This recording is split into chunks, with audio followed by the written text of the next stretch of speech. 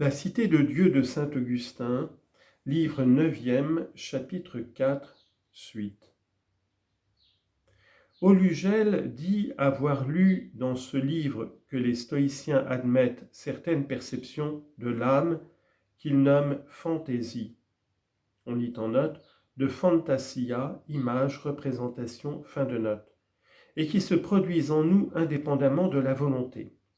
Le livre en question, c'est le manuel d'Épictète.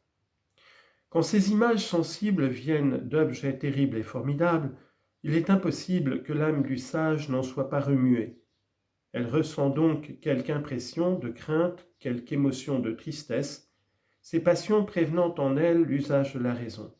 Mais elle ne les approuve pas, elle n'y cède pas, elle ne convient pas qu'elle soit menacée d'un mal véritable. Tout cela, en effet, dépend de la volonté. Et il y a cette différence entre l'âme du sage et celle des autres hommes, que celle-ci cède aux passions et y conforme le jugement de son esprit, tandis que l'âme du sage, tout en subissant les passions, garde en son esprit inébranlable un jugement stable et vrai, touchant les objets qu'il est raisonnable de fuir ou de rechercher. J'ai rapporté ceci de mon mieux, non sans doute avec plus d'élégance qu'Aulugel, qui dit l'avoir lu dans Épictète, mais avec plus de précision, ce me semble, et plus de clarté. S'il en est ainsi, la différence entre les stoïciens et les autres philosophes touchant les passions est nulle, ou peu s'en faut, puisque tous s'accordent à dire qu'elles ne dominent pas sur l'esprit et la raison du sage. Et quand les stoïciens soutiennent que le sage n'est point sujet aux passions, ils veulent dire seulement que sa sagesse n'en reçoit aucune atteinte, aucune souillure. Or, si elle se rencontre en effet dans son âme, quoique sans dommage pour sa sagesse et sa sérénité, c'est à la suite de ses avantages et de ses inconvénients qu'il se refuse à nommer des biens et des maux. Car enfin, si ce philosophe dont parle Aulugel n'avait tenu aucun compte de sa vie et des autres hommes qu'il était menacé de perdre en faisant naufrage, le danger qu'il courait ne l'aurait point fait pâlir. Il pouvait en effet subir l'impression de la tempête et maintenir son esprit ferme dans cette pensée que la vie et le salut du corps, menacés par le naufrage, ne sont pas de ces biens dont la possession rend l'homme bon, comme fait celle de la justice. Quant à la distinction des noms qu'il faut leur donner, c'est une pure querelle de mots. Qu'importe enfin qu'on donne ou qu'on refuse le nom de bien aux avantages corporels. La crainte d'en être privé effraie et fait pâlir le stoïcien tout autant que le péripatéticien. S'il ne les appelle pas du même nom, il les estime au même prix.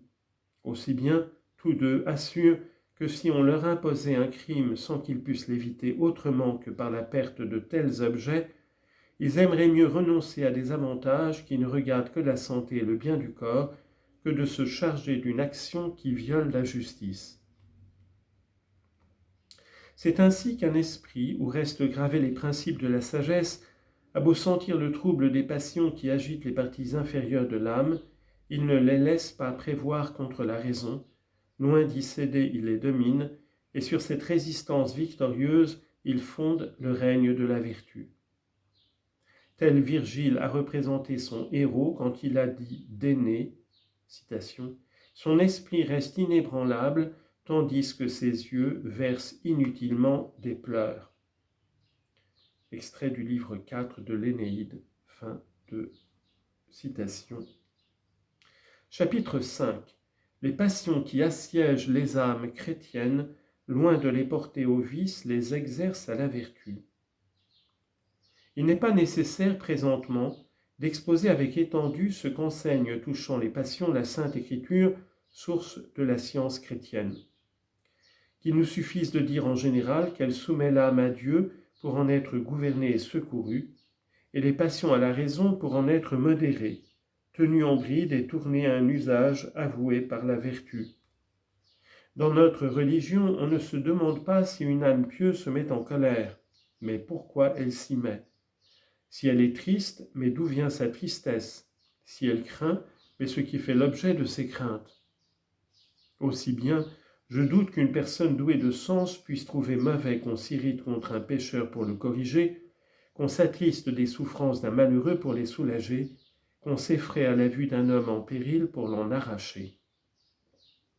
C'est une maxime habituelle du stoïcien, je le sais, de condamner la pitié.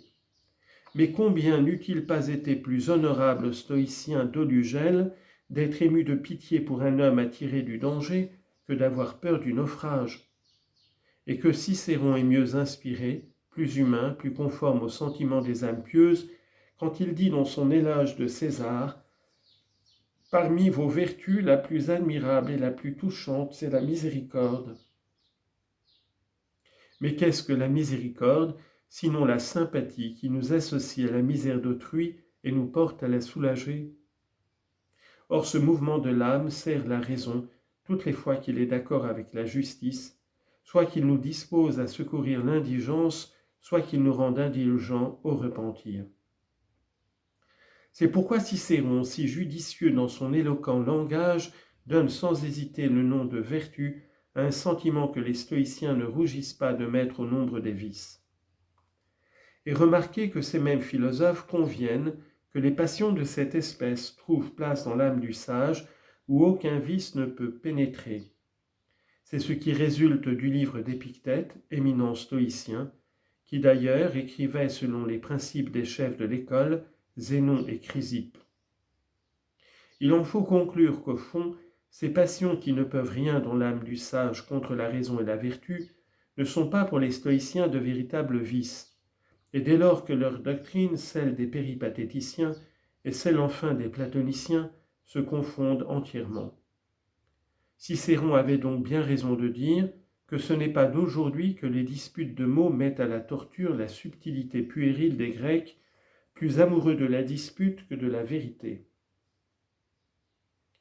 Il y aurait pourtant ici une question sérieuse à traiter, c'est de savoir si ce n'est point un effet de la faiblesse inhérente à notre condition passagère de subir ces passions, alors même que nous pratiquons le bien. Ainsi les saints anges punissent sans colère ceux que la loi éternelle de Dieu leur ordonne de punir, comme ils assistent les misérables sans éprouver la compassion et secourent ceux qu'ils aiment dans leur péril sans ressentir la crainte.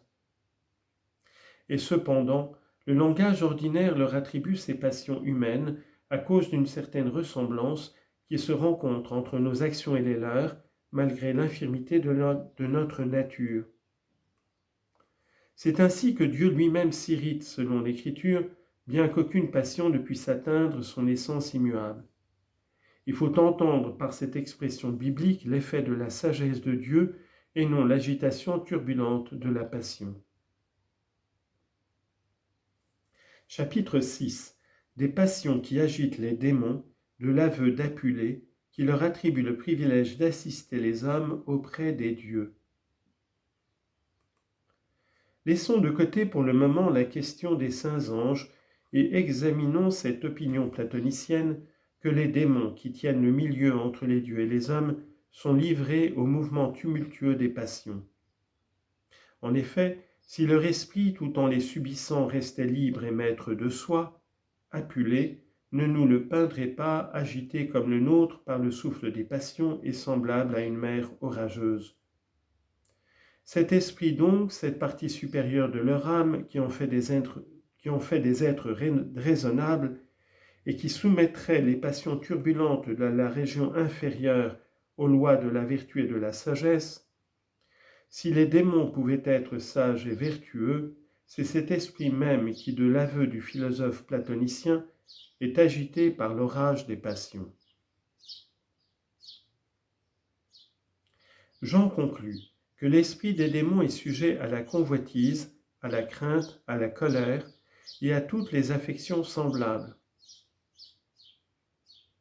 Où est donc cette partie d'eux-mêmes, libre, capable de sagesse, qui les rend agréables aux dieux et utiles aux hommes de bien? Je vois des âmes livrées tout entières au joug des passions, et qui ne font servir la partie raisonnable de leur être qu'à séduire et à tromper. D'autant plus ardentes à l'œuvre qu'elles sont animées d'un plus violent désir de faire du mal.